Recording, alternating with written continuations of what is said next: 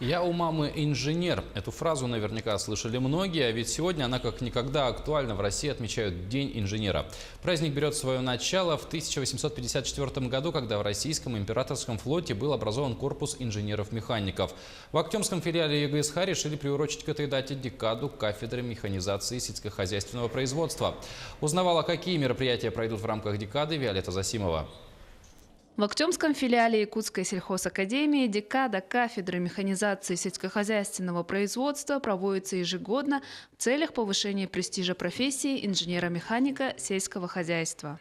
На всех мероприятиях недели кафедры до 2 ноября участвуют все 4 курса высшего образования бакалавриата по направлению подготовки 350306 агроинженерия и 3-го курса среднего профессионального образования по специальности 350207 механизация сельского хозяйства.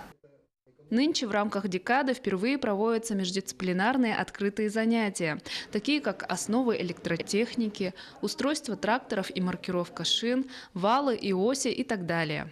Также запланированы конкурс стенгазет, квест-игра, интеллектуальные и деловые игры, но, пожалуй, самым интересным можно назвать мастер-класс по вождению на учебных тренажерах. Весной этого года учредитель сельхозакадемии Министерства сельского хозяйства Российской Федерации выделила 2 учебных тренажера с оригинальными панелями приборов трактора МТЗ-82 «Беларус» и автомобиля УАЗ-Механика. Оба тренажера предлагают несколько режимов вождения при различных погодных условиях.